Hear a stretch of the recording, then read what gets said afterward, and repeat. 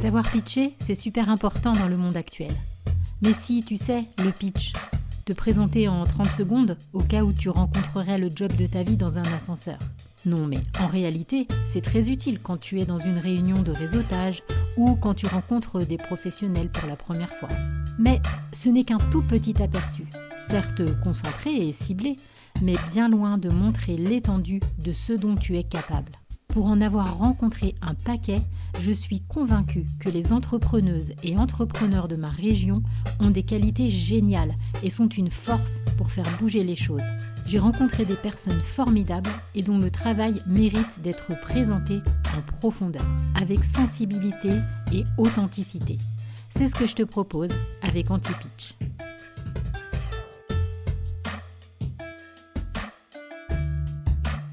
Bonjour Malik. Salut Valérie, Bienvenue dans mon podcast. Je suis très contente de t'anti-pitcher aujourd'hui. merci beaucoup. Bien, je suis très content de participer aussi. Et bien super. Pour briser la glace, je te propose de faire un petit portrait chinois. Ça permet comme ça de commencer à faire connaissance avec toi et avec ton entreprise de manière un peu ludique. Donc le principe du portrait chinois, je te propose des thématiques. Tu me donnes un mot. Si tu veux, tu peux développer un petit peu, mais c'est pas obligatoire. Un mot est suffisant. Très bien. Et donc pour l'entreprise, hein, c'est ça. Plutôt pour l'entreprise, oui. Alors, si ton entreprise était un objet. Un objet, alors je dirais une boîte, j'appelle ça une boîte magique. C'est un objet qui en apparence est simple et puis il y a plein de petites facettes, tiroirs, mécanismes qu'on voit pas forcément. Voilà, donc je verrais bien ça comme image, comme objet. Ok, le côté, pour l'instant, quand on le voit comme ça a l'air simple, mais en fait, il y a plein de petites choses dedans, un peu Bah, comme une palette de ouais, magicien. ouais, c'est ça. Il y a complexe et puis des petites choses, voilà, un peu cachées, un peu, voilà, c'est la complexité de l'entreprise. Ok, très intriguant. Si c'était un animal. Un animal, alors je vais dire chat parce que j'adore les chats, mais au-delà de ça, euh, c'est lié au parcours de l'entreprise. Il y a un côté entreprise d'un indépendant finalement. Donc le chat reflète bien ça. Mais un chat qui cherche un peu plus ou qui construit son groupe, ce qui n'est pas forcément commun. Donc c'est un chat un peu particulier. D'accord. Un chat qui vit en troupeau. Ouais, qui cherche son troupeau. Peut-être pas de chat justement. Ah, intéressant. Si c'était un adjectif. Un adjectif. Euh, alors, lié au cœur d'activité, je dirais pertinent. Enfin, aller chercher la pertinence. C'est pas l'entreprise elle-même, mais c'est le fait de travailler sur pertinent ou profond, aller en profondeur. D'accord. Si c'était un personnage, ça peut être un personnage réel ou fictif. Un guerrier pacifique, c'est-à-dire puissant, mais suffisamment humble par rapport à de la puissance, c'est-à-dire pas besoin d'aller faire le guerrier, justement. Pas besoin D'accord. d'aller conquérir ou se battre, mais suffisamment de puissance et d'énergie de capacité. Donc plus le garant de la tranquillité, qui en fait par sa posture dégage déjà voilà, cet esprit guerrier, mais pas belliqueux, quoi. Pas belliqueux, et puis surtout avec une certaine puissance et des bonnes bases solides qui font qu'on ne se laisse pas attaquer non plus, quoi. Donc, D'accord, c'est drôle parce que c'est l'image d'un samouraï qui me vient. bah, c'est souvent l'image qui est bien aussi. T'as pas trop envie de le titiller, mais en fait, c'est marrant de ramener à l'entreprise. Je pensais plus, comment le dire, au côté amener de la puissance aussi aux gens et rayonner cette puissance pour que justement on apaise un certain nombre de sujets qui aujourd'hui, de mon point de vue, dans le métier, sont devenus belliqueux ou sont devenus stressants tous des modèles mentaux de conquête, de bataille, de guerre. Et voilà, pour moi, le sujet se situe pas là. Donc, c'est comment avoir de la puissance pour aborder ces situations en guerrier pacifique. Ouais, je comprends tout à fait l'idée du coup. Et si c'était une action? Si c'était une action, j'en vois plusieurs. Il y a, il y a rencontrer et partager. Je vais dire deux mots. C'est D'accord. rencontre et partage. Voilà. Rencontre et partage. Rencontre et Ok. partage. Très bien. Très bien, très bien. Eh bien, écoute, on va rentrer un petit peu plus en profondeur, du coup, dans le sujet. Est-ce que tu veux bien, pour commencer, te présenter toi?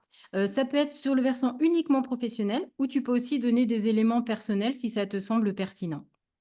OK, très bien. Alors, je m'appelle Malik Rezoug, j'ai 53 ans. Je vis près de Lyon, dans l'Ain. Je suis un vieux jeune entrepreneur. Voilà, c'est ce que j'aime bien dire. C'est-à-dire que j'ai été salarié, cadre dirigeant pendant longtemps et j'ai créé mon entreprise il y a 7 ans. J'attaque la huitième année. Donc finalement, j'ai toujours été séduit par l'entrepreneuriat, toujours envie de créer une entreprise et puis c'est venu sur le tard. Donc finalement, j'ai une expérience alors qui s'est construite sur quelques années, mais qui est encore jeune de mon point de vue. Et puis, je le fais à un âge aussi où, par rapport à la vision que j'ai du développement, que ça soit personnel ou professionnel, bah, j'ai des critères qui peuvent être différents de ce que j'avais en tête il y a 20-25 ans. Alors, je me suis spécialisé dans l'accompagnement, la formation, le conseil sur un sujet qui est comment on valorise ce qu'on fait, qui on est, ce qu'on produit. Donc, je pourrais le détailler un petit peu plus, j'imagine, au fil de ton entretien. Euh, Mon parcours, il est. Si je donne quelques points saillants de mon parcours, si je dois me présenter, j'ai un côté assez atypique, c'est que j'ai toujours fait du commerce, du développement d'affaires, du business, du management d'équipe, et en même temps, j'ai toujours acquis un gros bagage technique dans ce que je faisais. J'ai bossé beaucoup dans l'informatique, et j'ai toujours adoré mêler les deux très facilement et j'ai jamais compris les oppositions de métier à métier, commerciaux, techniciens, etc. Enfin, je comprends les mécanismes de ces oppositions, mais si je regardais toujours ça avec un peu de recul. Et une de mes spécificités, c'est que j'ai toujours produit ce que je vends. Ce qui fait que ma formation commerce a toujours été mise au service de ce que je produisais et vice-versa. Qu'est-ce que je peux te dire? Bah, donc j'ai créé une entreprise en 2017, je lui ai donné mon nom.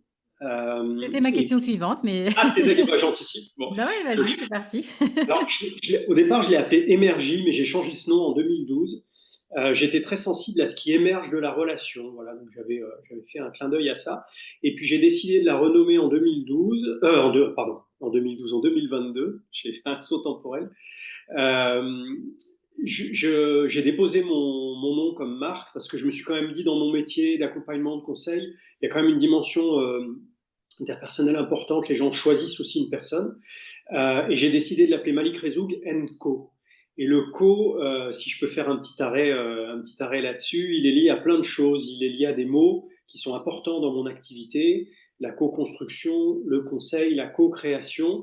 Et puis le co, c'était un clin d'œil à bah, le chat, tu vois, le côté très indépendant du chat. C'est, je pense, pour moi un vrai défi de vie, y compris dans l'entrepreneuriat. J'ai développé un réseau, j'ai un écosystème de partenaires, mais j'ai encore un état d'esprit, je pense, encore d'indépendant. Et dans le développement de mon entreprise, c'est important de me dire, ça prendra la dimension d'une entreprise quand le co sera beaucoup plus étoffé. Voilà. J'ai eu une discussion hier justement avec des entrepreneurs à ce sujet. C'est vrai qu'on se disait que, en particulier dans le contexte actuel, ça peut être très intéressant, de penser moins individuel et de construire, ben, que ce soit des collaborations, pas seulement réseauter, mais vraiment bâtir quelque chose ensemble, des projets ensemble et partager nos expertises en fait pour nos clients et clientes. Donc je comprends tout à fait l'idée, du chat qui est à la fois, bah, qui défend son propre territoire, c'est normal, mais en même temps, qui a besoin de collaborer avec d'autres animaux. À niveau sociaux. Alors, mais c'est super important parce que la dimension sociale et engageante qu'on a avec des parties prenantes autour de nous, elle est essentielle dans l'entrepreneuriat. Donc, il y a vraiment ces duets, c'est-à-dire on peut garder une certaine indépendance et liberté. Je pense que beaucoup d'entrepreneurs recherchent ça, Tout à clairement, dans fait. les critères pourquoi tu as créé ta boîte, avec les responsabilités qui vont avec, hein, bien sûr. Mais en même temps, le développement est impossible aujourd'hui si on n'envisage pas ce co, sans l'idéaliser d'ailleurs, parce que c'est pas facile. C'est pas facile de trouver des gens avec qui on s'entend bien, c'est pas facile de trouver des modèles qui s'assemblent bien. C'est pas facile d'embaucher quand on part de petits. Enfin, c'est des vrais défis, mais c'est des apprentissages vachement importants. Mmh. Bah, du coup, comme tu as déjà répondu à ma deuxième question, oui, à ma question suivante, je vais me permettre de digresser un petit peu en rebondissant sur ce que tu as dit. Est-ce que tu aurais des conseils justement pour s'entourer? Euh, Est-ce que j'ai des conseils là-dessus? Bon, j'ai pas de clé magique comme toujours, mais Mm. dans ce que j'observe ou de ce que j'ai vécu, bah, je travaille beaucoup moi sur la qualité de la relation, pour bien valoriser ce qu'on fait. Et pour aller faire percevoir de la valeur dans ce qu'on fait, c'est super important d'avoir un vase d'accueil relationnel qui soit bon. Donc sortir du côté qu'est-ce que j'ai à vendre et plutôt construire une relation qui soit vraiment authentique, simple, franche et accepter de dire ça ne marchera pas avec tout le monde, mais en tout cas, pour moi, il y a vraiment cultiver le goût de découvrir les gens. C'est-à-dire que se dire cultiver le goût pour moi, c'est il y a des gens, je ne sais pas ce que ça va donner, je ne sais pas ce qui va émerger, mais il y aura forcément des émergences de la rencontre, de la relation. Et avant de faire des plans sur la comète là-dessus ou d'imaginer des schémas, juste me concentrer sur le plaisir de cette rencontre, le plaisir d'écouter, le plaisir de se faire écouter, de se découvrir mutuellement et de voir ce qu'on peut faire avec tout ça. Et là, après, bah, bien sûr, il y a des choses très concrètes qui peuvent tomber. Ça peut être de, tiens, bah, j'ai un prospect, donc c'est génial parce que ça va être dans mes premiers clients et j'ai une affaire. Ou tout simplement, j'ai quelqu'un bah, qui comprend ce que je fais, qui a une complémentarité, qui pourrait m'aider, qui peut amener de la ressource. Moi, je peux lui amener de la ressource. Et j'insiste sur le côté ne pas idéaliser. C'est-à-dire que j'entends beaucoup de gens avec notamment des termes comme co-construction, co-création qui ont été un peu usés jusqu'à la corde, malheureusement, qui peuvent avoir perdu un peu de leur sens et leur profondeur justement parce qu'on idéalise et on se dit on va tout faire en co, tous ensemble et ça va être génial. Et c'est pas tout à fait comme ça que ça se passe. Donc moi j'ai plutôt une démarche pragmatique de dire on se découvre bien et on regarde bien quelles ressources on a à disposition chacun pour faire quelque chose. Et il vaut mieux qu'on prévoit des petits pas et qu'on vérifie bien que ça avance plutôt que de se dire bah, parce qu'on se rencontre et qu'on est dans cette intention, il va forcément émerger de belles choses. C'est pas comme c'est pas magique en fait. Mm. Enfin, la magie est pas là. C'est plus la magie de la fleur qui a poussé sans qu'on la voie et qui sort vraiment plutôt par petites étapes, plutôt qu'on imagine la belle fleur ensemble, on en parle et puis il se passe rien. Et ça, en Mm. entrepreneuriat, je le vois très souvent. Je le vois très souvent, y compris pour les gens avec leurs clients. Je trouve ça bien cette idée des petits pas parce que ça rend le non plus facile, plus fluide. Parce que si à un moment on sent que ça coince, bah, c'est plus facile de s'arrêter quand on n'a pas encore, bah, comme tu dis, quand on n'est pas parti tout de suite sur la grosse finalité du projet. Mm. Exactement. Et puis le non peut être beaucoup plus lié à tiens, c'est dans la relation que ça commence à coincer.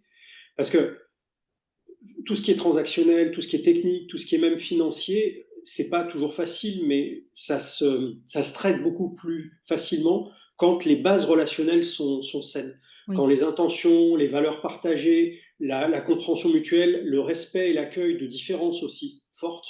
Hein, c'est pareil, c'est pas la vision, on est tous pareils et donc on Mm. va s'entendre. Au contraire, on est même très différents. On peut même ne pas être d'accord sur certains sujets, mais là où on se rejoint, c'est costaud. Si ça, on le travaille bien, ça permet aussi d'avoir le courage de dire, bah là, ça va plus. Là, on est déphasé, là, on est désaligné, là, j'ai plus envie. Là, j'ose te dire que je le sens plus, ou je me suis trompé. Enfin, voilà, rester humain là-dedans. Et comme on met beaucoup de masques habituellement, et dans le monde professionnel en particulier, bah, ces masques font qu'on continue, on s'acharne, on s'évertue, on n'ose pas se dire. Et ça, je l'observe et je l'ai vécu hein, aussi, forcément. Ouais, d'où l'importance, comme tu disais tout à l'heure, de l'authenticité C'est ça. et d'une bonne communication, quoi. Exactement, vraiment bien se connaître. Et puis, moi, j'aime beaucoup, enfin, si on parlait de conseils, dire aux gens, quand vous avez des objectifs à fixer, mettez-les dans la relation. Très souvent, on les fixe sur des choses basiques de je dois vendre, je dois acheter, Mm. voilà, je quantifie. Mais comme la relation est très immatérielle, on peut mettre des objectifs qui sont des descriptions plutôt qualitatives de ce qu'on a envie. Si on se fait pas encore confiance, ce qui est normal, on se connaît pas, qu'est-ce que je peux faire concrètement? Donc ça, c'est des vrais objectifs qu'on peut mettre dans une Mm. relation. On se connaît pas vraiment personnellement, mais aussi ton parcours, mais aussi tes compétences, mais aussi ton métier. Là, il y a des vrais objectifs à fixer, d'étape en étape, qui peuvent vraiment changer la teneur d'un rendez-vous, la manière de l'animer, l'ordre du jour, les indicateurs qu'on va suivre, plutôt que de toujours être sur les trucs classiques, de aussi se dire, tiens, dans la relation, il y a des choses à matérialiser dans notre tête beaucoup plus. Sinon, ça reste flou, et c'est ce qui fait qu'il y a des malentendus et des incompréhensions très souvent. C'est vrai qu'en général, quand on bâtit quelque chose à plusieurs, on va être fixé sur les objectifs concrets, techniques, sur le... Normal. Voilà. Et on met souvent de côté, je trouve, le côté relationnel et tout ce que tu as décrit, comme si c'était quelque chose qui allait de soi, alors que non, en fait. Ah non, C'est ce qui non, me en fait, stresse. il y a une vraie inversion là-dessus. C'est-à-dire que Mmh. c'est normal qu'on soit concentré sur des modalités techniques, financières, quantitatives, c'est OK. Mais moi, ma vision de ça et ma conviction profonde, hein, parce que je l'ai acquis par l'expérience, c'est que c'est les conséquences d'une démarche relationnelle. C'est-à-dire que oui, on peut en faire des objectifs, mais c'est des objectifs, on va constater qu'on les a atteints ou pas en mesurant. Le qualitatif de la relation, on ne va pas le mesurer, on va le décrire, l'observer, l'évaluer différemment. En revanche, c'est lui souvent le vrai objectif. C'est-à-dire que si je ne te connais pas assez sur ton métier et qu'on veut monter une offre ensemble et qu'on n'a pas mis des objectifs précis sur cette connaissance métier, sur qu'est-ce qui fonctionne pas et qu'on reste dans le flou, on va se dire qu'on va, je sais pas, monter une formation ensemble ou faire un atelier tous les deux ou monter un programme. On va mettre toutes les modalités, on va se mettre le stress des objectifs à atteindre. Là où on n'a peut-être pas travaillé sur concrètement, est-ce que ça peut vraiment s'assembler, et même au niveau relationnel, comment tu animes, comment j'anime, comment tu te comportes avec les clients, est-ce que ça, on peut en parler et précisément, parce qu'on l'évoque, je ne dis pas qu'on ne le fait pas, mais on l'évoque et Mmh. c'est toujours un peu flou. Et je te rejoins, c'est intangible, donc c'est un peu dans l'air. Ouais, c'est hyper intéressant. Merci beaucoup. Bon, on a digressé, mais ça valait le coup. Pas Et je vais grave. revenir un petit peu plus sur toi. Donc, tu nous as déjà parlé de ton parcours professionnel. Comment tu décrirais ton champ de compétences, tes spécialités? Spécialité. Alors, moi, j'ai un parcours, j'ai fait partie des premiers élèves alternants de France, tu sais, dans les années 80, ça ne me rajeunit pas, mais début 90, il y a eu les premiers BTS en alternance. Et donc, j'ai fait les premières sessions. J'étais fils de commerçant, j'avais passé un bac scientifique, je me suis cherché pendant un an après le bac. J'ai un peu glandouillé parce que je savais pas ce que je voulais faire. J'avais fait un bac, c'était D à l'époque, mais c'était pas mon truc tout ça. Et puis j'avais pas envie d'étudier longtemps, donc j'ai fait une spécialité commerce en alternance. Et la boîte dans laquelle j'ai bossé, c'était une boîte d'informatique. J'y connaissais absolument rien, mais je me suis passionné pour ça pendant les 2 années d'études. Et ils m'ont embauché. Je suis resté plus de 10 ans après. Ah Et, oui, d'accord. voilà. Et donc en fait mes compétences au départ, c'est du développement commercial, l'ingénierie d'affaires. Et puis j'ai appris la technique sur le tas. Je me suis passionné pour ça et donc j'ai développé tout un background aussi de compétences techniques. Donc à l'époque, j'ai installé des réseaux, j'ai installé des serveurs. Enfin, j'ai fait beaucoup de choses très techniques, mais j'étais toujours dans une dimension technico-commerciale forte dans ce que je D'accord. faisais. Et puis je me suis orienté très facilement sur les services et donc j'ai un parcours où il y a beaucoup de services aux entreprises de conseil, d'accompagnement. Et dans les 15 dernières années de mon expérience, j'ai développé toute une compétence d'accompagnement, de conseil et de pédagogie aussi auprès des clients. Et c'est ce qui, quand j'ai créé ma boîte, au bout d'un an, m'a motivé à dire bah, ce que tu faisais pour une boîte en interne, pourquoi tu ne le ferais pas toi sur un Mmh. sujet qui est différent, puisque j'ai décidé de ne pas continuer l'informatique au bout de 27 ans. Et qu'est-ce qui t'a fait, le déclic pour, te dire: «Ben, là, je vais passer à mon compte»? Alors ça s'est passé en plusieurs phases. Il y a eu plusieurs déclics. D'accord.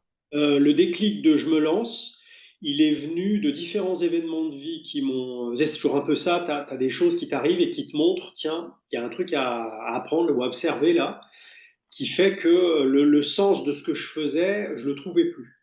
Donc j'étais cadre dirigeant dans une boîte d'une cinquantaine de personnes en pleine croissance, des chantiers très passionnants qui m'ont appris énormément de choses, où j'ai animé de la co-construction justement entre des techniciens, des commerciaux pour apprendre à vendre la valeur de ce qu'on faisait.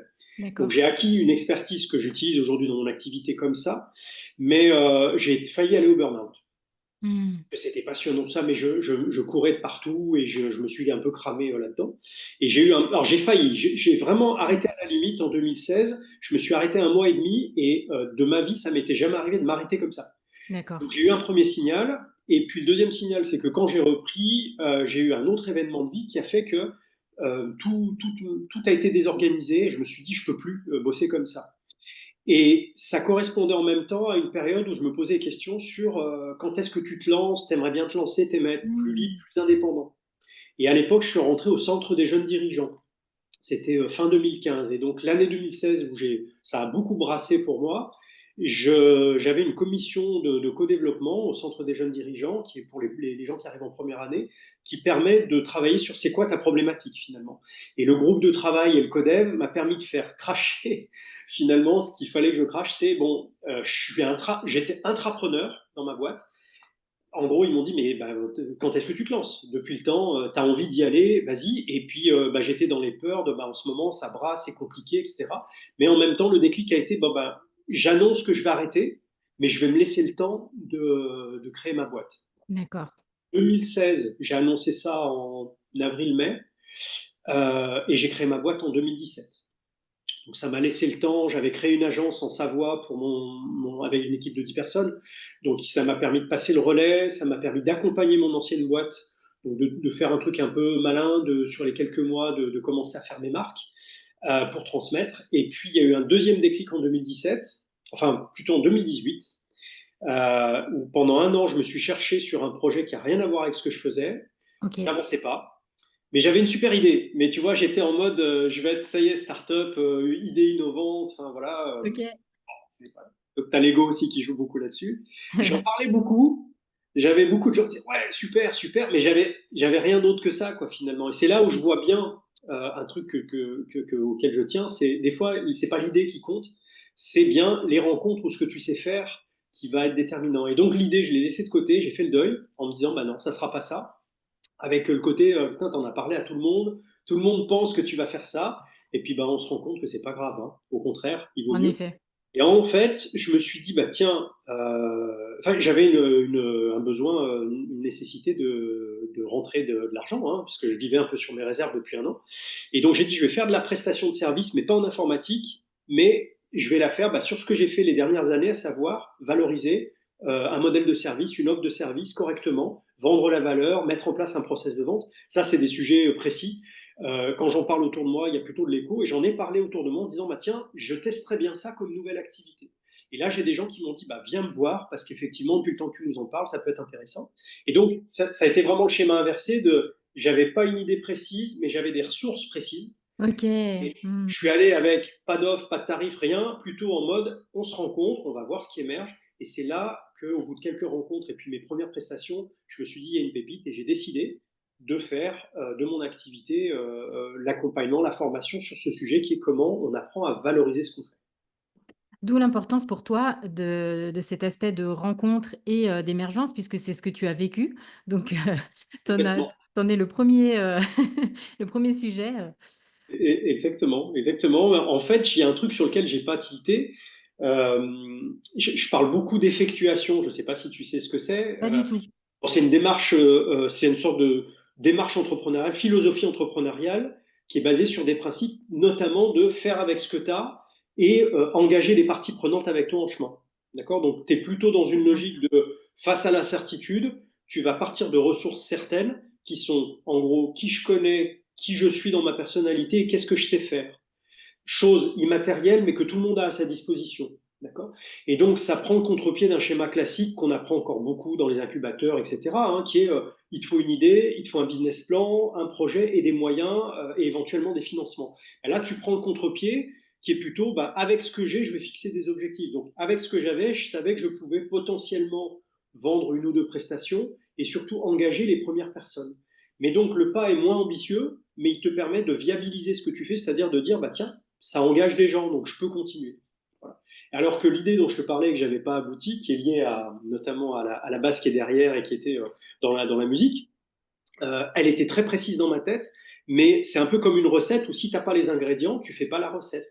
Et donc, ce qui m'a bloqué pendant un an, c'est de dire, c'était même contradictoire, plus je voyais précisément les choses, moins j'avançais. Parce qu'en fait, j'étais toujours confronté à, mais de toute façon, tu n'as pas les ingrédients. Il te faut des moyens financiers, il faut que tu vendes l'idée, ce qui n'est pas évident, à un banquier qui va se dire, oh, encore un truc innovant, qu'est-ce que c'est? Hmm. Ça va être rentable, donnez-moi un business plan. Sachant très bien que j'étais incapable de dire si ça allait être rentable à 3 ans, je pouvais faire que des estimations. Le schéma inversé, c'est ben là, je suis sûr que je peux facturer ça, je peux faire mes premières formations, mes premiers accompagnements, parce que ça, je sais que je peux le mettre en œuvre. Donc, on est vraiment dans une aller sur des ressources certaines au lieu d'être sur l'incertitude. Je trouve ça hyper intéressant parce que je pense qu'il y a énormément de personnes comme ça qui sont dans l'entrepreneuriat, qui ont une bonne idée et qui ne font pas le lien avec leurs compétences. Alors, je vais parler de moi, mon cas perso, je pense que je suis un peu dans ce cas-là. J'ai plein de compétences, mais je ne sais pas quoi en faire. J'ai J'arrive pas à imaginer ce que je pourrais, construire avec ces compétences-là. Et est-ce que tu fais ça, toi, par exemple, dans ce sens-là, aider quelqu'un qui n'a pas une idée précise ou tu t'occupes uniquement d'entrepreneurs et de dirigeants qui ont déjà Non, non, non, je suis aussi. Alors, la démarche d'effectuation dont je te parle, c'est quelque chose que Mm. j'ai pleinement intégré dans mon approche sur la valorisation stable. J'ai vu le lien très vite. Pourquoi? Parce que tu as un sujet sur la reconnaissance, c'est-à-dire reconnaître tes ressources. Donc, Oui, quand tu es déjà sur la reconnaissance, rien que le fait de se dire, bah, tiens, mais finalement, j'ai telle compétence. Bon, par exemple, je sais que moi, j'ai quelques compétences musicales. Tout le débat, c'est qu'est-ce que j'en fais finalement? voilà. Est-ce que je peux produire? Donc, c'est la reconnaissance. Et le deuxième effet, c'est justement quel effet je peux produire. Ouais. Est-ce que, par exemple, avec une basse et puis ce que je sais faire en musique, dans mes accompagnements, dans mes ateliers, est-ce que je pourrais intégrer une dimension musicale? Est-ce que je pourrais faire des analogies avec la musique? Tiens, je me sens ou pas de le faire, et tiens, allez, je le teste. Donc, si tu veux, il y a vraiment deux difficultés sur lesquelles moi je travaille souvent avec les entrepreneurs, c'est il faut que tu puisses reconnaître la valeur que tu produis, les compétences que tu as, ces ressources certaines que tu as à disposition. Puis après, il y a le deuxième niveau qui est vraiment pas évident pour tout le monde, et je te parle de moi, pareil, ça m'arrive aussi de, de banaliser ou d'occulter à quel point on peut produire des effets avec ce qu'on a. Et de se dire, mais avec ça, je pourrais faire concrètement ça. Et donc, aller faire cette réflexion et pousser la démarche au bout, ça permet de dire, bah tiens, effectivement, ça, j'ai envie de l'utiliser, je sais l'utiliser, et voilà ce que ça pourrait produire. Et puis après, le meilleur moyen, c'est de l'expérimenter et de le tester. Hein, Mm.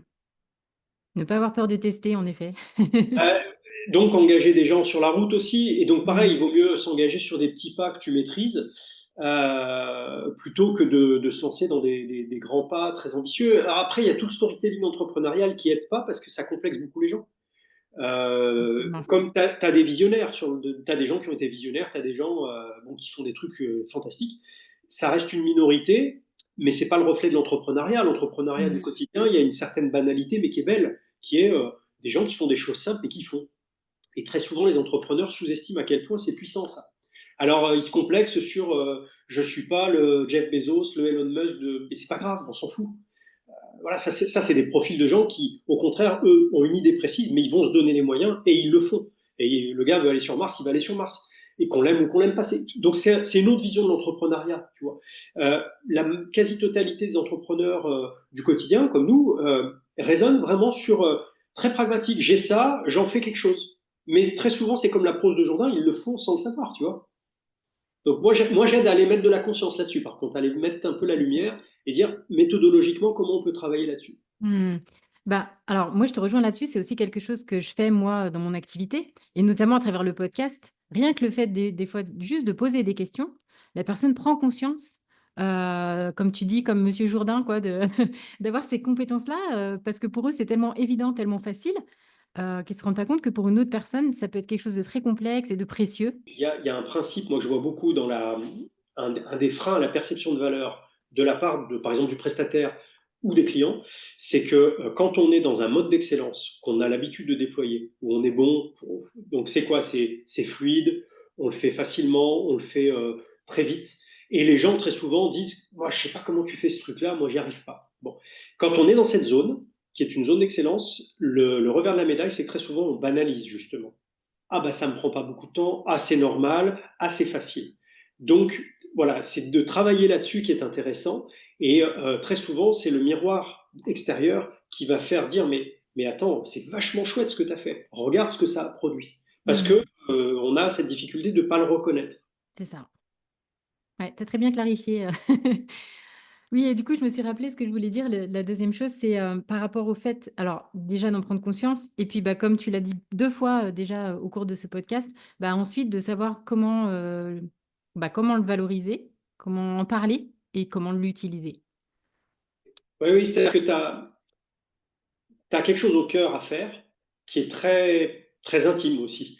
Tu Hmm. vas vraiment revenir vers toi ou vers ta boîte, vers ton équipe. Hein. Quand je dis revenir vers soi, c'est vraiment sur la dimension interne. Donc, à travers les composantes de qui je suis dans ma personnalité, si j'ai envie d'entreprendre justement, si je suis quelqu'un de joyeux, de dynamique, ça, enfin, toutes ces composantes qui ont un rôle très important dans les interactions sociales. À partir de ce que je sais faire concrètement, ou ce que je connais, mes connaissances, et à partir de mon réseau, là, je suis au cœur. Et après, ce qui va se jouer, c'est que je vais faire des allers-retours vers là, avec ça, je pars vers l'extérieur. Il va se passer des choses, il va y avoir des émergences, il va y avoir des engagements, il va y avoir des succès, des échecs, des expériences. Et comment je vais ramener ces éléments pour consolider au cœur. Ah ben je sais de mieux en mieux faire ça. Ah ben je peux rajouter telle ressource. Ah maintenant mon réseau a grossi, donc je peux repartir de ma dimension interne pour repartir encore vers l'extérieur. Mais c'est fondamental de bien partir dès le départ de ce cœur, de ce noyau. Et très souvent, ce que je vois, c'est que les gens partent pour des phénomènes extérieurs. Il y a une nécessité, il y a un marché, on m'a dit qu'il fallait aller sur ce marché. Il y a une opportunité de, je sais pas, de consulting dans tel domaine, je sais faire, je l'ai fait, donc je vais aller le faire. Sans se poser vraiment la question de est-ce que j'ai vraiment envie de le faire? Est-ce que moi, ma manière de le faire va être peut-être plus singulière que pour d'autres? Qu'est-ce qui va faire ma différence finalement en le faisant, sachant que je vais être confronté à beaucoup de concurrence dans beaucoup de métiers? Qu'est-ce qui va faire une spécificité dans mon approche? Vraiment se poser ces questions, parce que sinon c'est comme si on partait vers l'extérieur. Il y a la pluie, on n'a pas le parapluie, on n'a pas le. Tu vois, je reviens sur le guerrier pacifique. On n'a pas la puissance en fait, et on va Ouais. se faire cramer très souvent. OK. D'où l'importance de prendre le temps, vraiment, de construire tout ça, de consolider tout ça. Exactement. Mmh. Ça ne veut pas dire des temps très longs. Ouais, OK. C'est plus de la profondeur. Tu vois, ça peut être un temps Mmh. court en profondeur et puis y revenir. Mais c'est pareil, l'entrepreneuriat, c'est agir quand même assez vite. Donc, c'est pas le mode labo, pendant 6 mois, je me pose, je Oui. compte tout et puis je me mets en introspection. Tu vois, faut pas tomber dans ce travers non plus. C'est vraiment d'être capable de se poser en profondeur et vite aller voir après ce qui se passe à l'extérieur. C'est vrai que c'est quelque chose d'assez complexe et délicat parce que, bah, il y a aussi tous les enjeux, financiers, qui font que parfois, bah, on est obligé d'aller un peu plus vite que ce qu'on voudrait. Donc c'est trouver l'équilibre entre tout ça, d'être suffisamment solide, mais pas non plus de se mettre en danger, enfin de mettre son entreprise en danger en attendant trop, quoi. Exactement. Et ben là, tu illustres un point qui est fondamental. Donc, je te parlais d'effectuation tout à Oui, l'heure. Un des principes s'appelle la perte acceptable. Donc, d'accord. elle permet justement de s'enlever le stress de le gain hypothétique. Tu as beau le calculer, le prévoir, tu ne sais pas en fait. Tu peux être sur des échéances courtes, tu peux ne pas trop te tromper. Mais dans tous les cas, si tu veux, dès que tu es sur de l'hypothétique, notamment au niveau des gains, donc je pense aux entrepreneurs qui se posent la question de combien je vais rentrer pour me payer, payer mes charges, etc. Hein, donc du très concret. Oui. Ah, forcément, ça met du stress. Parce que quand tu es dans le prévisionnel, tu sais que de toute façon, ton prévisionnel va bouger. Donc, le principe de la perte acceptable, c'est plus de dire qu'est-ce que je suis prêt au pire à perdre Mmh. pour explorer ça. Donc, si je suis prêt à pas me payer pendant 2 mois, l'impact, c'est qu'il faut que je pioche dans mon bas de laine ou que je demande une aide ou je sais pas, mais Mmh. c'est accessible, c'est-à-dire que c'est pas hypothétique. Je sais que je peux D'accord. utiliser ça. Donc, pendant 2 mois, mais pas plus de 2 mois, je le fais. Et donc, j'appelle ça le bac à sable. Maintenant que j'ai mon bac à sable, je peux jouer. Et je libère l'action. Et donc, ça, c'est fondamental parce que très souvent, l'action, elle est bloquée par le stress que tu décris. C'est-à-dire que du coup, comme c'est une nécessité d'aller vendre, d'aller encaisser de l'argent.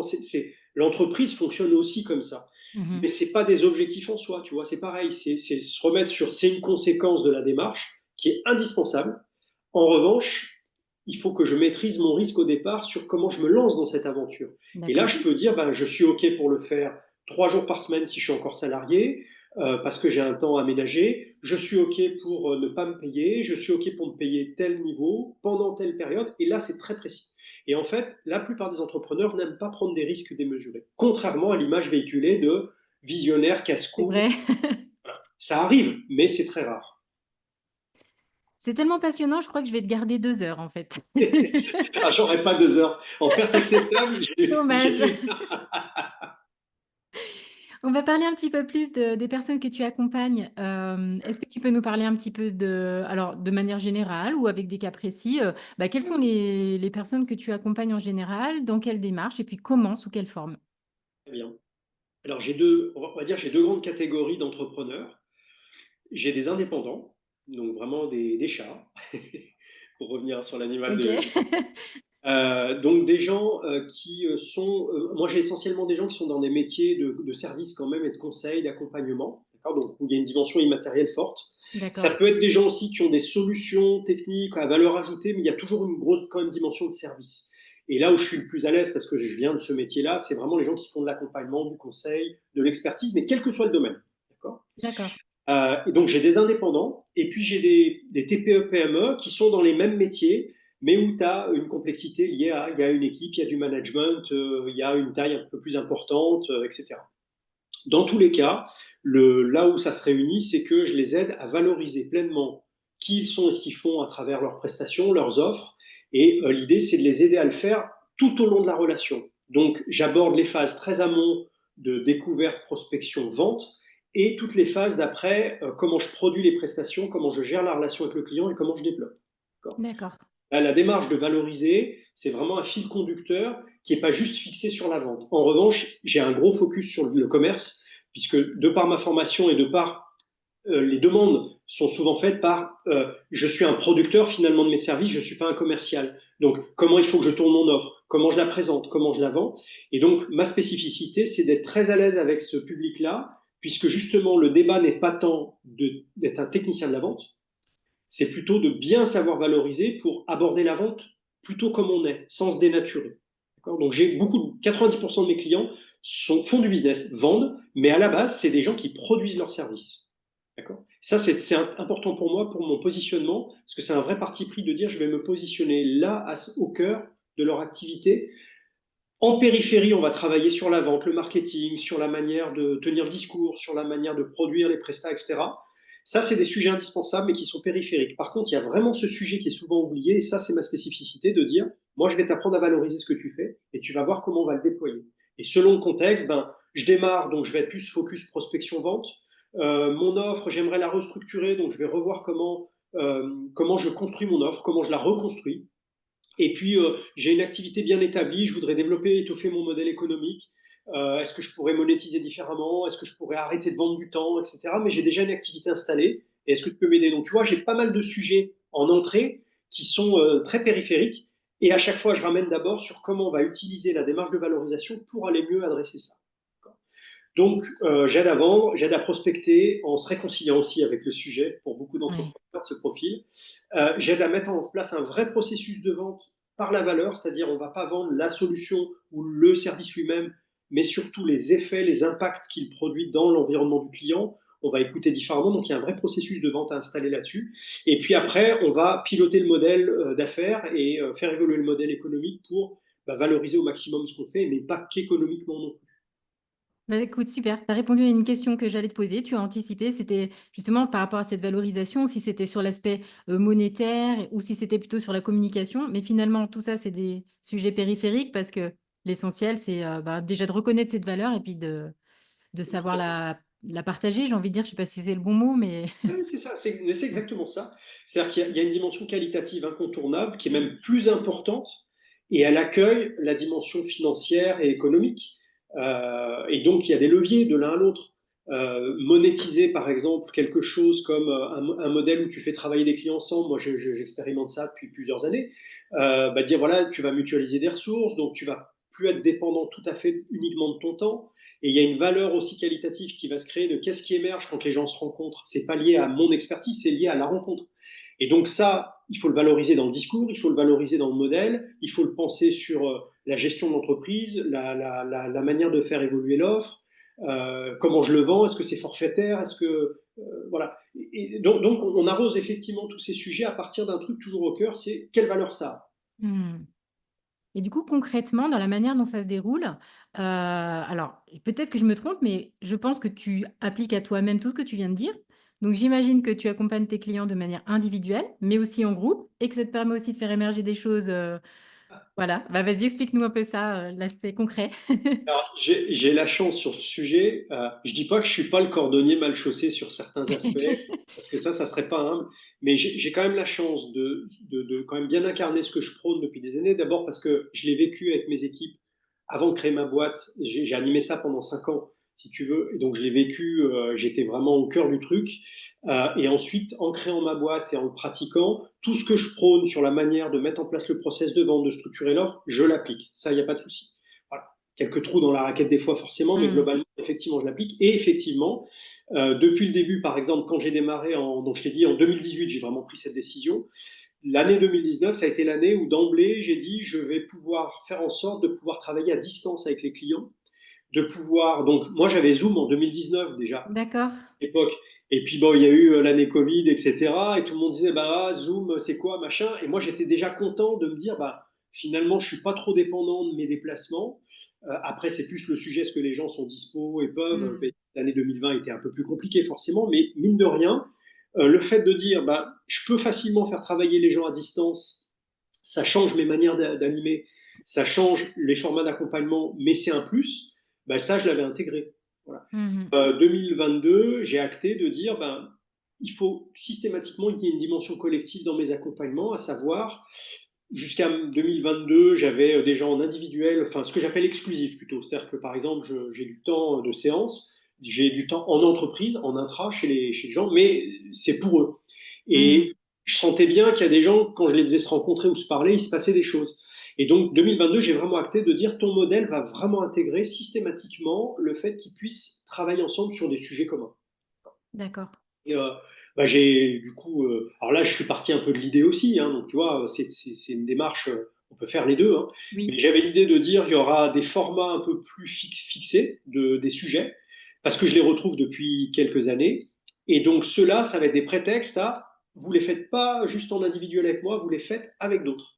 Et puis bah, donc j'ai fait de la promotion autour de ça, de la communication, puis j'ai engagé les clients, c'est-à-dire les premiers clients que j'ai accompagnés sur ce sujet à partir de 2022, je leur ai dit, bah voilà, je voudrais expérimenter ça.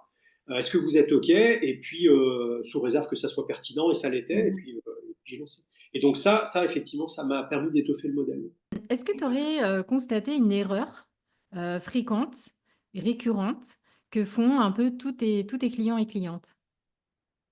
Euh, alors pas qu'une, mais je me mets dans le lot avec, hein, évidemment, en tant qu'entrepreneur. On en fait plein. Et heureusement d'ailleurs. Non, si je reviens sur ce que je vois fréquemment, euh, j'en ai plusieurs en tête. Je vais essayer d'en Hmm. mentionner une ou deux. Ce que je vois fréquemment, c'est lié à la discussion qu'on avait juste avant sur les objectifs, se dire finalement ça c'est des conséquences et ça c'est des vrais objectifs, la relation. Hmm. Bah, typiquement, dans le quotidien, quand ils partent découvrir, quand ils partent prospecter ou même quand ils ont une offre à faire, ils sont encore, je vois souvent, je suis très vite dans la transaction dans ma tête. À savoir, ce que j'appelle être dans la transaction, c'est, euh, par exemple, j'ai une offre à présenter, je vais parler de mon offre, je vais être autour de le stress autour du prix, qu'est-ce qu'il va falloir que je dise, etc. Et ils concentrent beaucoup d'énergie là-dessus, là où déjà le match ne s'est pas encore joué, puisque le rendez-vous n'est pas fait. Et surtout, ils oublient qu'est-ce qui va se jouer d'autre que de parler de l'offre, du prix et des modalités techniques de ça. Est-ce que j'ai pas perdu, si je fais ça, un truc dans la relation que j'avais commencé à établir? D'accord. Quand je pars prospecter de la même manière, est-ce que je peux accepter de dire OK, je ne sais pas ce qui va émerger, mais si je suis déjà sur qu'est-ce qu'il faut que je vende, qu'est-ce qu'il faut que tu achètes, je suis déjà sur un cran de trop rapide de qualification. Il faut d'abord que je passe par la case de j'ai qui en face de moi, il se joue quoi pour cette personne. Tiens, j'ai rencontré un entrepreneur, il vient de créer, ça fait 10 ans, il se pose des questions, et au pire, il n'y a rien à faire avec lui ou elle, et c'est pas grave. C'est pas Hmm. grave. Ça ne sera pas du temps perdu si je ne fais pas que ça. Mais c'est important d'avoir cette découverte d'abord pour ensuite éventuellement dire, bah tiens, là, il y a en plus un besoin qui correspond à moi, ce que je sais faire. Donc, en plus, ce besoin étant rapide, là, ça vaut le coup que je creuse pour faire une offre. Mais très souvent, je les vois faire tout de suite le Ouais. saut sur. Et donc, ça, c'est beaucoup de stress, hein. Franchement, pour moi, c'est une Hmm. erreur. C'est que ben, je n'écoute plus pareil, je ne prépare plus mes rendez-vous pareil, je ne me comporte pas de la même manière, et forcément, ça se ressent dans la relation. D'où l'agacement de beaucoup de gens quand on leur parle de prospection, quand ils se disent quand je me fais prospecter, j'aime pas ça, parce que même quand la personne y met les formes, je sens qu'elle est quand même fixée sur C'est ça qu'est-ce en qu'elle fait. va me vendre, qu'est-ce qu'il faut que je lui achète. Voilà, donc mon conseil là-dessus, dépolluez-vous de ça. Ça va arriver à un moment donné, c'est OK, mais c'est une conséquence. Je trouve ça hyper intéressant parce que moi, j'avais dans l'idée que, surtout chez les micro-entrepreneurs ou les solopreneurs, il y avait cette espèce d'identification à son entreprise et qu'en allant prospecter, c'était un peu comme si on se vendait soi. Et en fait, toi, dans ce que tu dis, j'ai l'impression que c'est plutôt l'inverse. C'est plutôt, bah, justement, recentre-toi sur toi. Qui es-tu? Travaille déjà la relation et puis après, bah, s'il y a une vente qui se fait, bah, ça découlera naturellement, en fait. Hem, Alors, oui, c'est bien dit. Non, ce qui me fait sourire, c'est mmh, il faut se vendre. Au ouais, vrai, moi, voilà. le modèle mental de les gens vont t'acheter, c'est pas tout à fait ça. Ils te choisissent. C'est pas qu'ils t'achètent ou machin. Donc, la conséquence du choix, c'est qu'ils vont acheter quelque chose, une Mmh mh. prestation. Mais c'est pas tellement que tu te vends. En plus, j'aime pas trop cette image, tu vois, ou que les gens t'achètent. C'est plutôt vous vous choisissez mutuellement. Donc, quand tu vas partir de toi, quelle valeur je peux porter, quels effets je me sens de produire, tiens, je me sens, moi, d'accompagner les entrepreneurs, je sais depuis des années que je peux vraiment leur ramener quelque chose. Donc, je pars avec ça, j'ai Oui. des convictions, je vais les affirmer, j'ai un discours à tenir, je vais le poser, je vais me concentrer sur ça. Et ça, je veux que les gens l'écoutent vraiment. Et ça va filtrer. Parce qu'il y a des gens avec qui ça va matcher tout de suite, il y a des gens, ça va les interpeller, puis il y a des gens, ça va pas leur parler. Mmh Et mh. c'est OK, je ne peux pas plaire à tout le monde et je ne peux pas travailler avec toute la terre entière. Il faut aussi accepter ce filtre-là. En revanche, c'est bien une dimension où j'ai pas besoin d'aller vendre qui je suis, j'ai besoin de parler déjà de qui je suis, ma boîte, pourquoi je fais ça, qu'est-ce que ça peut apporter, enfin moi, qu'est-ce que je constate au quotidien, qu'est-ce que ça amène ce que je fais. Si ça, les gens l'entendent, ça leur laisse la responsabilité d'en faire quelque chose et de dire ça m'intéresse pas, j'ai compris, j'ai pas compris. Là, on est dans les bons sujets. Mais moi, mon job, il est juste est-ce que je suis clair sur qui je suis, ce que je fais, pourquoi je le fais, quels effets ça produit, les convictions que j'ai. Tu vois, quand je te dis, moi, la valeur dans la relation, c'est une conviction, c'est béton. Ouais. Tout le monde ne la partage pas. Les gens qui vont dire, oh, moi, j'en fous, c'est la transaction, il faut Mmh. pousser, il faut vendre. Ok. En tout cas, moi, si j'affirme ça, je veux juste observer ce que ça génère chez la personne. Elle est en phase, pas en phase, elle a compris, elle n'a pas compris, ça fait écho à quoi. Et là, j'ai fait mon job. Et ensuite, l'aller-retour de la discussion fait qu'on va peut-être choper, tiens, ça vaudrait le coup qu'on creuse pour une offre ou quelque chose, je pourrais t'aider. Mmh. Tu vois, c'est vraiment ça. Donc, c'est pas le sujet de se vendre, en fait. Oui, oui. C'est vraiment, moi, c'est un vocabulaire qui m'embête quand les gens disent il faut que je me vende. Oui, oui. C'est vrai que c'est souvent enfin, moi, c'est ce que je retrouve souvent, c'est chez les personnes qui commencent et en particulier chez les thérapeutes. Parce qu'il y a cette identification, en fait, ils s je suis mon entreprise. Tu vois ce que je veux dire? C'est une réalité. D'ailleurs, bah, qu'est-ce que je t'ai dit au tout début? J'ai appelé ma boîte Malipresi Exact. Co. Et j'ai déposé même mon nom comme marque en me disant, bah voilà, il y a une identité. Donc c'est OK tout ça, il y a pas de souci. Mais c'est pas parce qu'on, enfin, c'est pas parce qu'on incarne sa boîte, surtout dans le Mmh. service ou sa thérapie, quand on est thérapeute, c'est pas parce qu'on l'incarne qu'on se vend soi. Ouais. Il faut distinguer que cette boîte et son identité se déclinent en prestations, en offres, et c'est ça qu'on vend. Mmh Mais mh. au cœur, par contre, on se fait choisir et on se choisit. Ça j'y crois fondamentalement. D'ailleurs, moi, je ne parle pas de profil client idéaux, je parle de client choisi toujours. Mmh. J'aime pas trop J'adore. le terme idéal. Non, mais bon, j'ai choisi ça, mais ça me parle plus de dire Mmh. tu choisis dans la relation, tu te verrais bien avec qui par rapport à ce que tu as vécu, peut-être d'ailleurs dans d'autres expériences, ou par rapport à ce que tu vis en ce moment. C'est quoi les critères de relation qui font que tu dis là, je suis sur le bon terrain. Sur certains critères relationnels, c'est ça que j'ai envie de trouver. Et c'est important d'ouvrir ces antennes-là dans la relation pour dire bah tiens, quelqu'un qui apprécie par exemple l'humour comme moi, ou avec qui j'ai telle affinité, ou à qui on peut se parler franchement si tu es sensible à la franchise, pourquoi on n'écouterait pas des critères comme ça? Ça ne veut pas dire qu'on va les trouver systématiquement, ça veut juste dire que ces critères-là, si je les observe et que je sais qu'ils me plaisent, ça va mieux se passer. Donc on va être plus fluide dans la manière de communiquer, on va mieux se comprendre, etc. etc. Ça enrichit beaucoup les profils classiques, on va dire, de persona et de profil client. Mais le client idéal, pour moi, il n'existe pas. Ça met la barre trop haut. Oui, c'est ce que j'allais dire, en fait, quand on utilise ce vocable-là, client idéal, bah, déjà, on est dans quelque chose de fictif, Inaccessible pour moi. et donc c'est compliqué de le définir puisque c'est un personnage qui n'existe pas, en fait. Donc j'aime bien le côté, choisi, ça me parle beaucoup plus. Ouais, le idéal, je pense qu'il est utilisé dans la tête des gens pour dire bah, c'est vraiment le cadre idéal dans lequel tu fonctionnes bien. Donc l'idée est bien là. Mais le Oui, mot, je pense, n'est pas approprié parce qu'il fixe une barre d'inaccessible. Là exact. où qu'est-ce que je choisis en fonction de choses dont je sais qu'elles vont participer à d'abord que je fasse bien mon job, que la personne se sente bien, etc. Voilà. Est-ce que tu pourrais nous parler d'une problématique étonnante, surprenante ou un cas qui t'a particulièrement marqué? Alors en fait, je dis pas que j'ai plein de cas, mais me dire ça a été étonnant, Des marquants, ouais, j'en ai eu. Attends, je réfléchis. Ou ça peut être, J'ai- ou ça peut être quelque chose qui t'a apporté, qui a changé ta manière de voir les choses. Ou... je vais peut-être laisser de côté l'adjectif étonnant. Euh, non, non, je te dirais, ce qui m'a le plus marqué dans ce que j'ai fait là depuis les 7 ans, en le faisant pour moi, donc à mon compte et en développant, c'est qu'au départ, j'ai plutôt démarré avec des indépendants, d'accord? Et c'est quand j'ai commencé à rentrer dans le cadre d'entreprises avec des équipes que je me suis aperçu qu'il y avait quelque chose de beaucoup plus puissant à développer autour de la démarche par la valeur, et que ça répondait à des problématiques de management, de relations dans l'entreprise, tu vois, cette logique de tout le monde dit il faut qu'on coopère, faut qu'on bosse ensemble, mais il y a beaucoup d'intentions et de mots, et puis la réalité des entreprises, c'est que la relation est pas très bonne souvent, donc les gens ne font pas ça. Donc on maquille, si tu veux, un manque de concertation, de coopération, de communication par tout un tas de choses en se donnant l'illusion que ça fonctionne, mais pour moi, le mécanisme relationnel de base, il n'y est pas.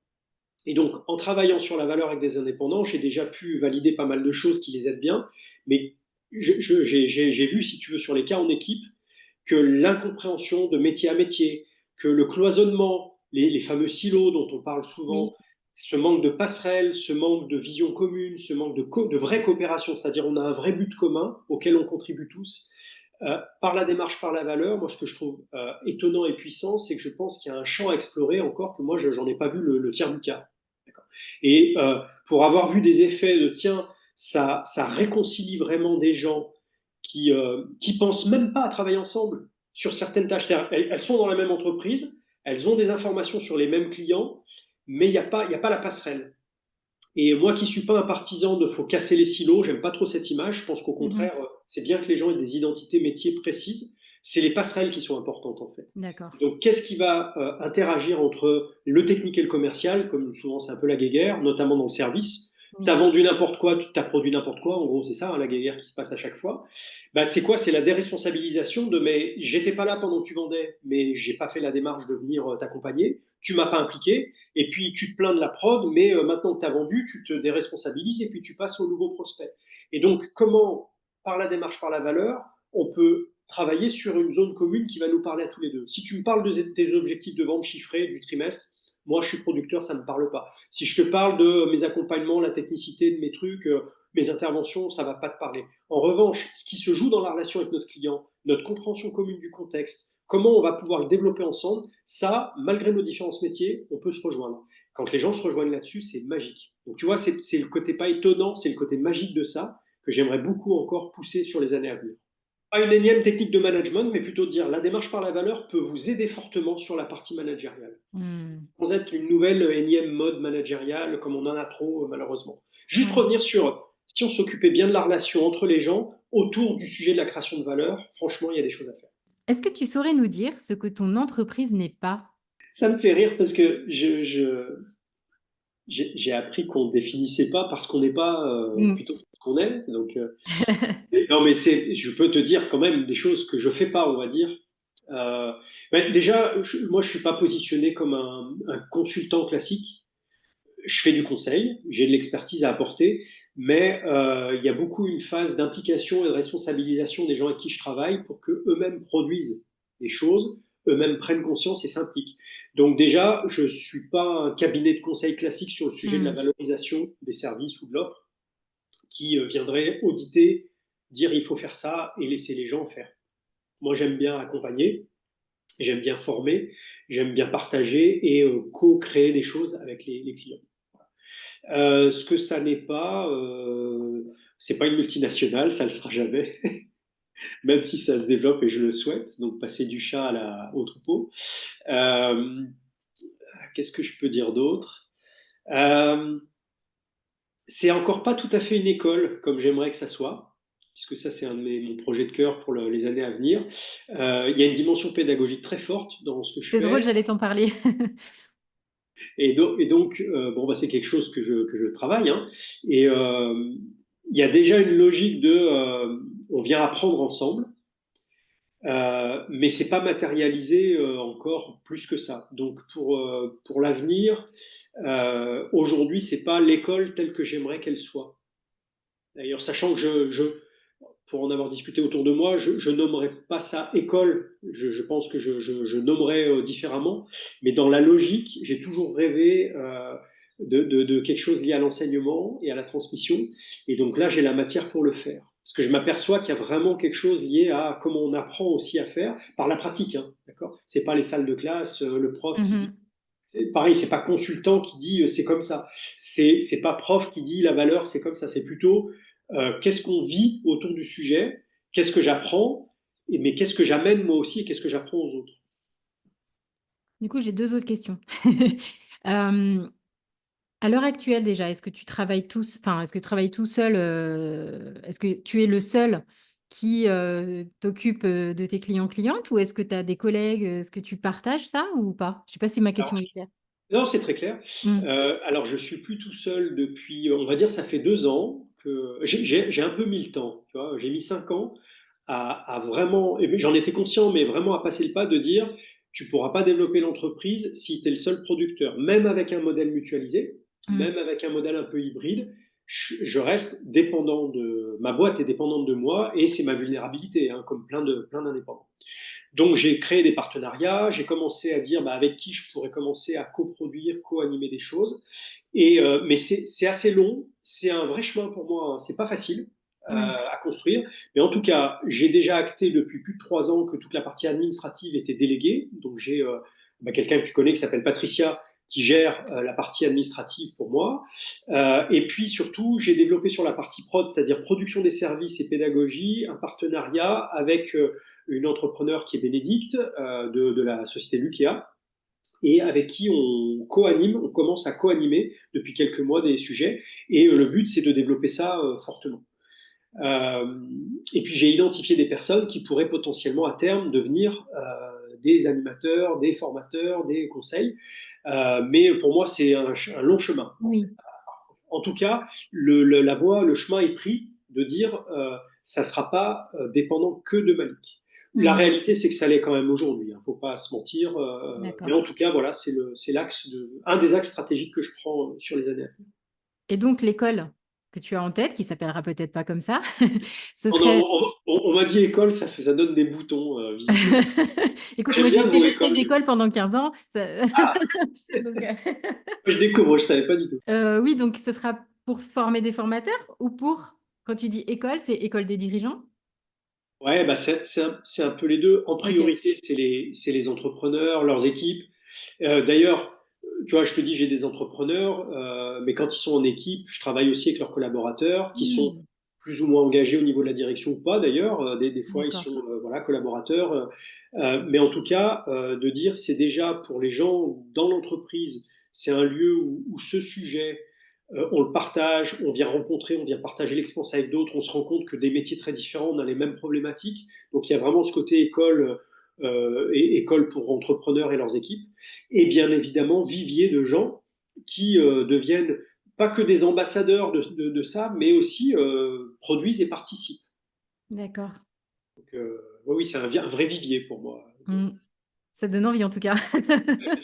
Alors, pareil, l'idée est séduisante, mais tu vois, il C'est va ça. falloir des petits pas très concrets de choses. Donc voilà, j'essaye de bien, parce que pareil, je me projette plutôt bien là-dessus, Hmm. mais j'ai tendance à l'idéaliser un petit peu aussi, tu vois, pour revenir à notre discussion de tout à l'heure. Donc ramener sur quels sont les premiers pas de Voilà les 2025, petits pas. 2020, voilà, pour dire Hmm, c'est une réalité, quoi. hmm. Sachant que le fait que les clients se rencontrent, ça donne déjà du corps au truc, ça existe déjà forcément, hein, c'est Oui. pas, voilà, mais ça peut s'étoffer. Est-ce que tu veux bien nous parler, si tu en as, de ton plus gros échec ou de ton plus grand regret? Alors moi j'ai une tendance à mal digérer les erreurs et les échecs et à me Ah, flageller longtemps. ah, j'aurais pas cru. Ouais, ouais, ça, c'est voilà, en évolution personnelle, c'est un sujet que je travaille. D'accord. Des fois, j'ai du mal à célébrer. Euh, bon, j'en ai fait hein, plusieurs. Celle que je pourrais te citer, si tu veux, c'est lié à investir au bon endroit au bon moment et pas que de l'argent. Hmm, Plutôt des engagements avec des personnes, c'est plutôt des choix, c'est plutôt des choses où je me suis dispersé.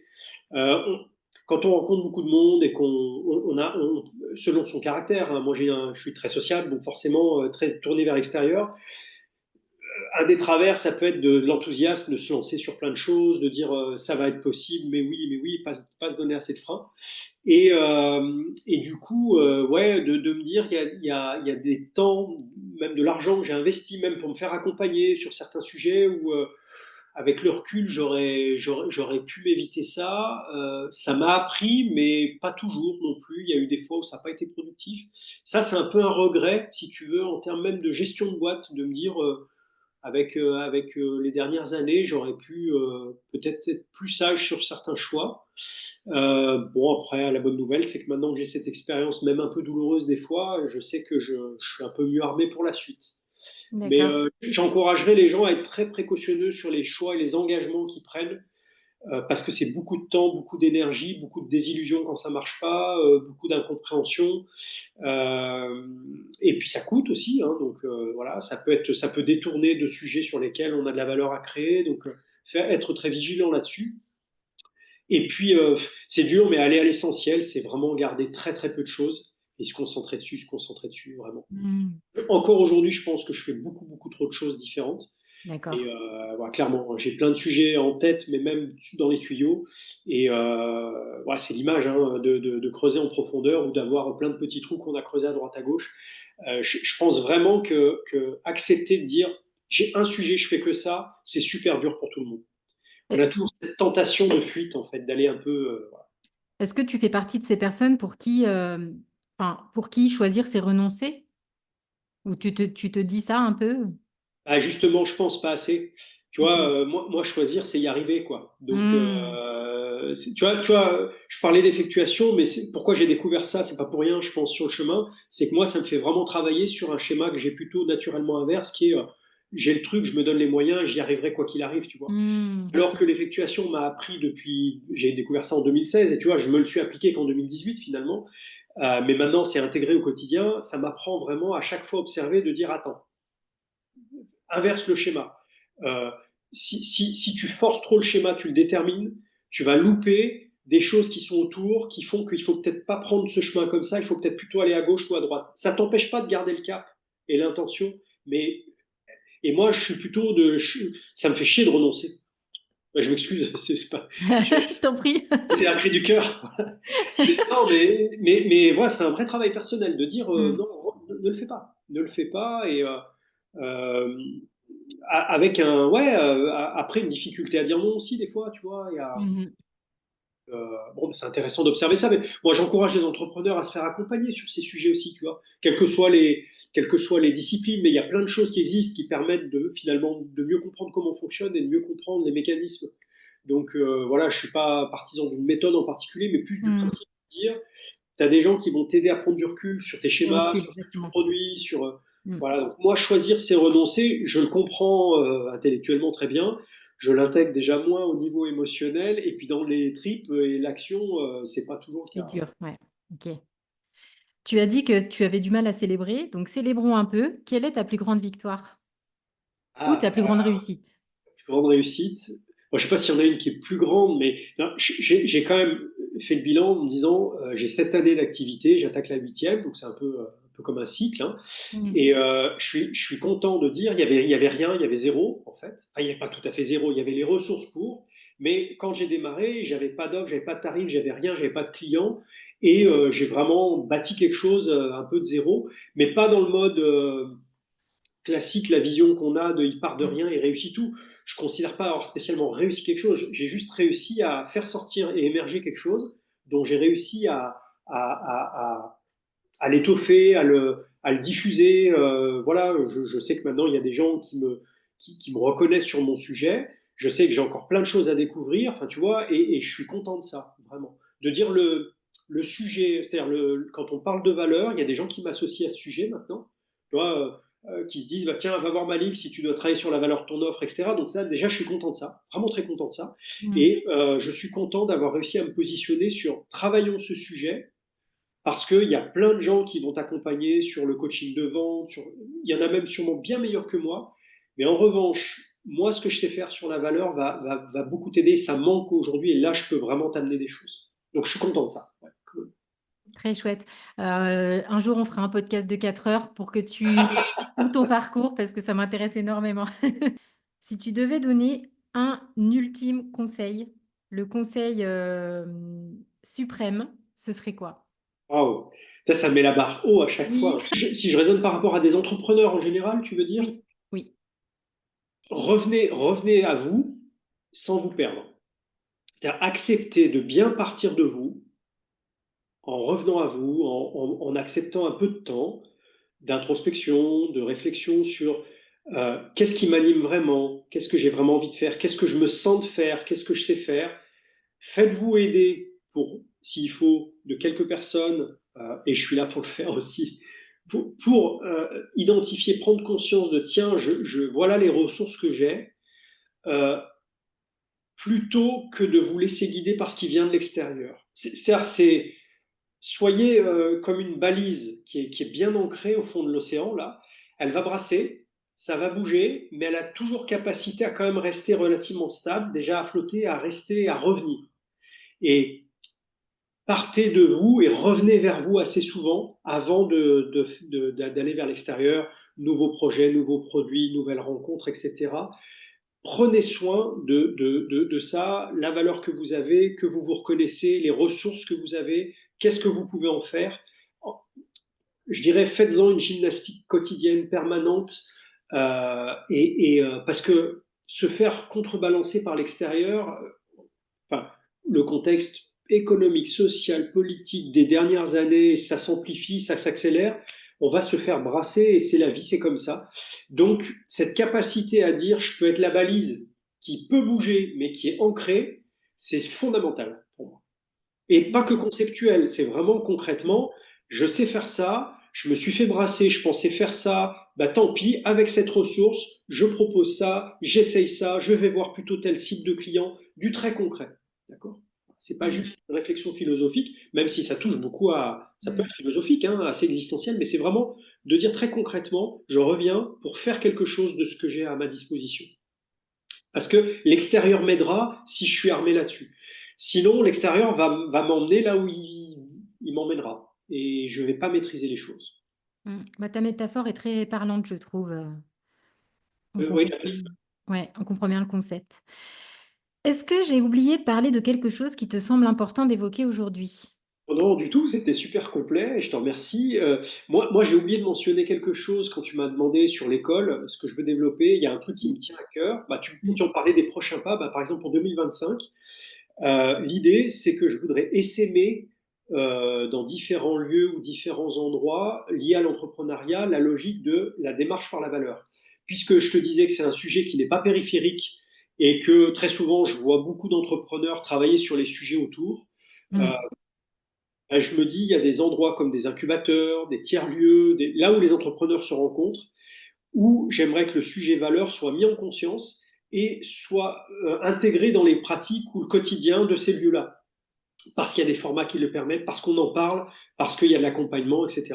Donc ça, c'est ma stratégie pour l'année à venir et même les 2 ans. C'est avant que le truc soit l'école à moi, en fait, ou à mon équipe, hein, est-ce qu'elle peut déjà pas naître dans différents lieux pour qu'elle soit une réalité vécue par les gens. Et finalement, peut-être que la forme qu'elle prendra, c'est d'être Dispatché. peut-être. Mais en tout cas, au moins vivre ça, parce que ça, c'est simple à faire. Et je pense que ça comble un vrai manque pour échanger avec différentes personnes qui sont dans cet environnement, qui est, bah oui, nos entrepreneurs, on leur demande de faire un business plan, on les accompagne pour apprendre un peu à vendre, etc. Mais on se rend bien compte, on leur transmet même des choses très précises sur des outils.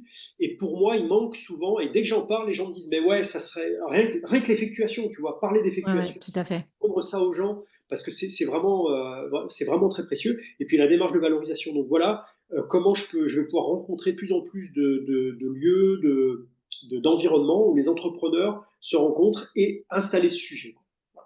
Génial. Bah, écoute, j'ai hâte de participer à à ça. En tout cas, je remercie au passage. J'ai une expérimentation au Lab 01 à Auberlieu qui est dans ce sens justement en disant bah, ça a du sens Oui. que comme le lieu accueille des entrepreneurs, il y a plein de choses au lab, ça fourmille, et il y a aussi ce sujet qui est animé d'une certaine manière, et on expérimente ça. Et donc voilà, donc j'ai d'autres contacts aussi avec qui je vais lancer des démarches de ce type. J'ai 2 dernières questions pour toi. Il y en a une que j'ai rajoutée en route qui n'était pas prévue. La première, c'est est-ce qu'il y a un entrepreneur ou une entrepreneuse le plus local possible que tu aimerais bien entendre à ce micro?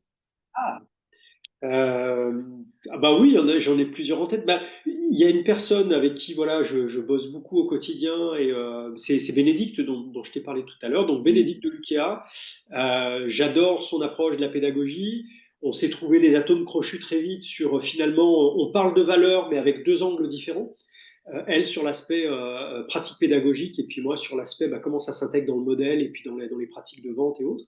Et ouais, je pense que voilà, si je devais mentionner, j'en ai d'autres en tête. Alors ça m'embête de choisir un oui, ou c'est une, difficile. mais spontanément, vu que j'en ai parlé tout à l'heure, ouais, tiens, Mmh, hop. d'accord.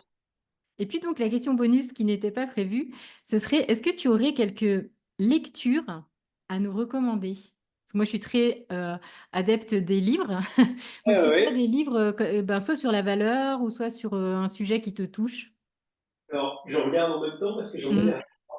Euh, J'en ai plusieurs ici que je peux conseiller. Alors, sur la valeur, il existe plein de choses qui peuvent être très académiques ou je suis pas un grand lecteur sur le sujet, donc j'ai pas trop de conseils sur cette partie-là. D'accord, Moi, j'encouragerais les gens à lire des choses sur l'effectuation. d'accord, Il y a un bouquin qui s'appelle L'effectuation de Philippe Silberzan, trop bien. qui a été réédité plusieurs fois, qui est la première personne qui a écrit en français sur les travaux de la chercheuse qui s'appelait Sarah Sarasvati il y a plus de 20 ans, qui avait D'accord, découvert ces principes auprès des entrepreneurs. Donc ça, pour moi, c'est un indispensable à connaître. Il y a 5 principes, ça permet de les découvrir, c'est très abordable et puis ça va parler énormément aux entrepreneurs. Euh, Moi, non, je peux te citer, je vais en oublier forcément, mais je peux te mmh, citer des bouquins qui m'ont marqué. Il y a un bouquin que j'adore et c'est un vrai outil de travail. C'est les 7 habitudes des entrepreneurs qui réalisent tout ce qu'ils entreprennent. Des personnes, pardon, qui réalisent tout ce qu'elles entreprennent. C'est pas qui réussissent, c'est qui réalisent. C'est important. ouais, Et c'est Stephen Covey. C'est d'accord, un bouquin qui a été réédité aussi, donc c'est une version un peu enrichie parce qu'il avait été édité, je crois, il y a plus de 20 ans. C'est une mine d'or. J'ai retrouvé plein de liens avec le sujet que je traite sur la valorisation et sur comment mener la relation, comment partir de soi, aller vers l'extérieur. Il est lumineux. Moi, il m'a énormément aidé et c'est un vrai bouquin même d'évolution personnelle dans la relation. On peut l'appliquer en famille, on peut l'appliquer. Enfin, c'est vraiment voilà, c'est l'essentiel résumé de grands principes. C'est pas une méthode magique. C'est ça que j'aime bien si j'encourage à des bouquins. J'aime pas trop les méthodes, modes, plutôt oui, les grands principes, les trucs qui vont rester dans la durée. d'accord. Bah, merci beaucoup pour ces conseils. Pour finir, pour les personnes qui souhaiteraient te contacter, où est-ce que c'est le plus simple pour elles, pour te trouver, pour voir, ton travail ou prendre contact avec toi? Pour voir mon travail, je dirais, venez faire un atelier inter-entreprise, j'en fais souvent. Donc, non, je communique là-dessus sur LinkedIn. Donc, j'ai un site internet qui s'appelle Ma valeur est ailleurs. C'est un clin d'œil elle n'est pas que dans mon expertise, mais elle est bien aussi dans la relation. Donc, D'accord. valeuretAilleurs.com. Il est plutôt orienté pour les indépendants, mais il décrit, je dirais, un petit peu les principes, les programmes d'accompagnement que j'ai mis en place. C'est quelque chose que je vais mettre en refonte à partir de cette année, mais bon, qui permet déjà au moins d'être visible et de communiquer. J'ai LinkedIn, alors je suis pas très actif, mais j'y suis et j'utilise. Et puis, non, très sérieusement, le fait de vivre, j'ai un atelier phare qui s'appelle Quelle est la valeur réelle de ce que vous apportez à vos clients et qui permet aux gens de découvrir l'approche. Il n'y a pas de prérequis particulier. Et c'est un très bon moyen de voir le travail que je fais concrètement et puis de bénéficier de quelque chose qui va être utile. C'est un bon moyen de me découvrir aussi. D'accord, donc dans la vraie vie, en fait. Bon, dans la rencontre. OK, super. Bah, écoute, moi, je j'ai fait le tour de mes questions. Je sais pas si tu as un mot de la fin ou quelque chose que tu veux dire pour conclure? Écoute, un grand remerciement déjà parce que le Mmh. format est très, très agréable. Et puis, je me disais, c'est marrant de dire anti-pitch finalement, mais c'est vrai qu'on est dans un format où on se donne le temps long, on discute, on va où on sent qu'on. Voilà, et donc c'était très agréable. Et puis j'étais très, très content d'y contribuer et puis de t'aider à développer ce chouette format. Bah, merci beaucoup. J'ai 1 million de questions. Je pense que je vais venir te voir, plusieurs fois pour, discuter. Avec, avec plaisir. Super. Merci beaucoup. Merci à toi, je te souhaite une bonne journée et puis je te dis à bientôt Malik. À bientôt.